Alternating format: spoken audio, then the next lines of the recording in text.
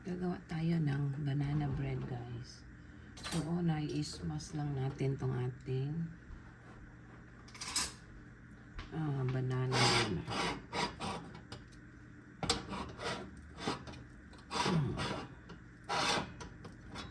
Kasi natin ngayon kaya may time tayo na gagawa ng banana bread.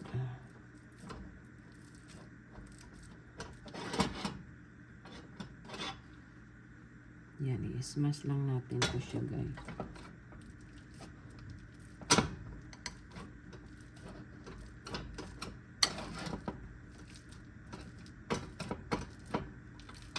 So, mas maganda kung yung super hinog yung banana nyo.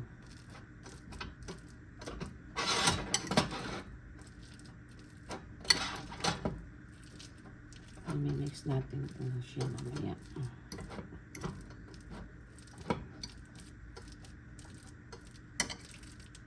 Then, lagay natin itong ating sugar at saka yung ating flour. Ito yung ating 3/4 cup na white sugar. And then, meron tayong 1 1/2 cup na flour. I-mix lang natin.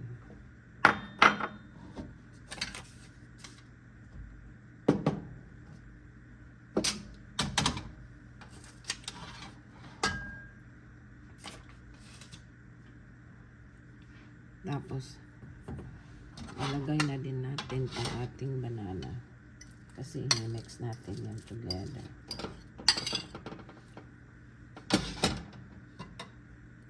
Tapos, itong butter, i-melt natin. So, isang stick lang itong ginamit natin, guys.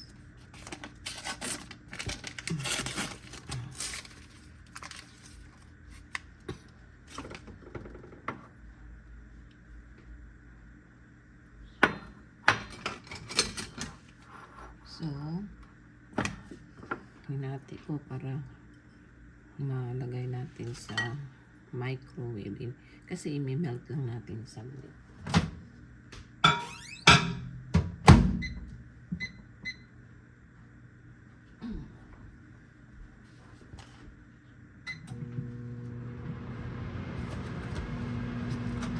And syempre, meron tayong dalawang egg. Mix din natin yan. Yung ating 1 teaspoon na baking soda.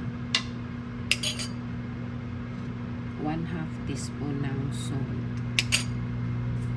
1/2 teaspoon ng vanilla extract. I-mix natin ito siya.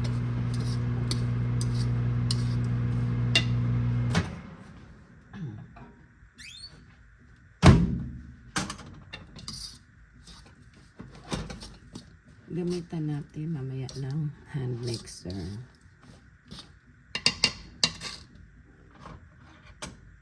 Ito na yung ating butter. Mix lang din natin yung ating butter.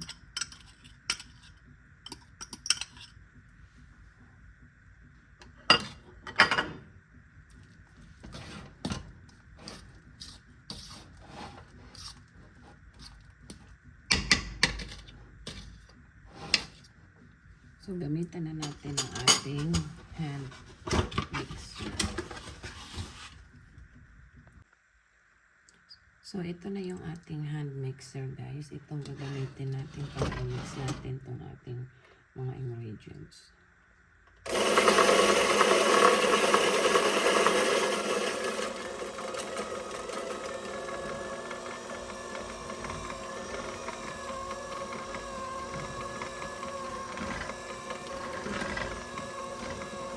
Maganda pag meron kayong hand mixer para talagang ma-mix mo siya ba.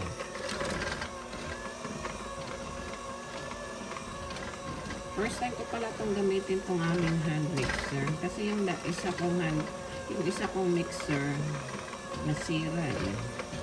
So, bumili uli ako nito, itong hand lang.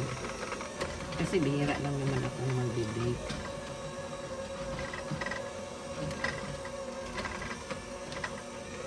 Yan, maganda pag meron tayong ganito yan.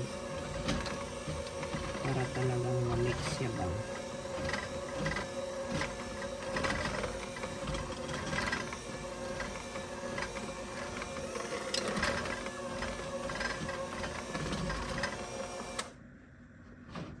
Yan, tapos saka natin ilagay yung ating mix na nuts.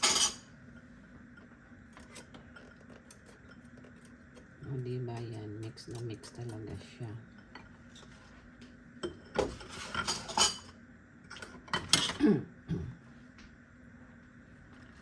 And then, ito na yung ating half cup na nuts. Tapos yung ating raisin, half cup din.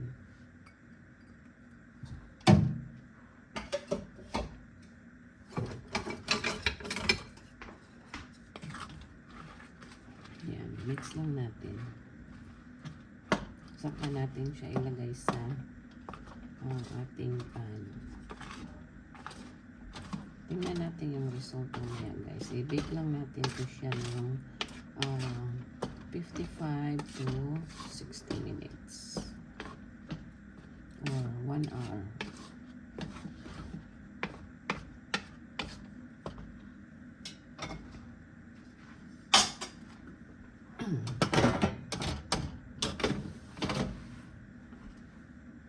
Ito na yung ating pan na nilagyan natin ng butter tapos lagyan natin ng flour para hindi to didikit. So, ilagay lang natin dito, guys.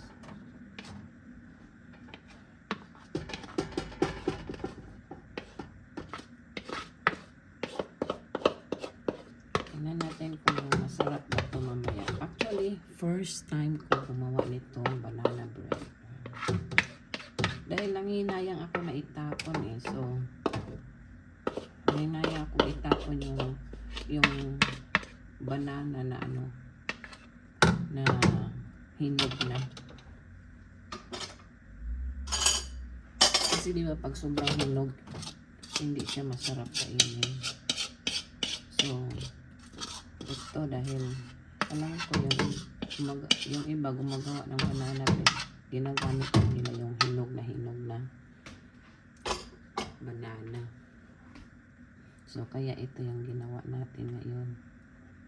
Experiment si ako. Tingnan natin kung magustuhan to ni Habi mamaya. Okay? Okay, bake na natin siya, guys. Naka-ready na yung ating oven. Balikan natin mamaya. Yay! Finally, the banana bread is done. We'll see if it's good. I put some nuts here and raisin. So, lagyan niya ng butter. Siya ang taga-check ko, guys, kung masarap ba yung niluluto ko. This is my first time to make a banana bread, actually. My first time, because I don't want to waste the banana. You know, the banana is very ripe, so I tried to experiment this banana bread. Now he gonna try the banana bread with he put a butter. I think it's good with a butter. And I don't know what else you can put. Try it. See if it's good. What's the taste? Not too bad. It's pretty good. Yep. Good. It tastes like banana. Yep. Yeah, yan yung ating banana bread. Masarap to siya. Perfect for breakfast. And then you just add some butter. And then you can have your coffee or your milk. What you think, husband? Not too bad. It's very good. Yep. Really? This is good because it has nuts, you know, raisin and mixed nuts.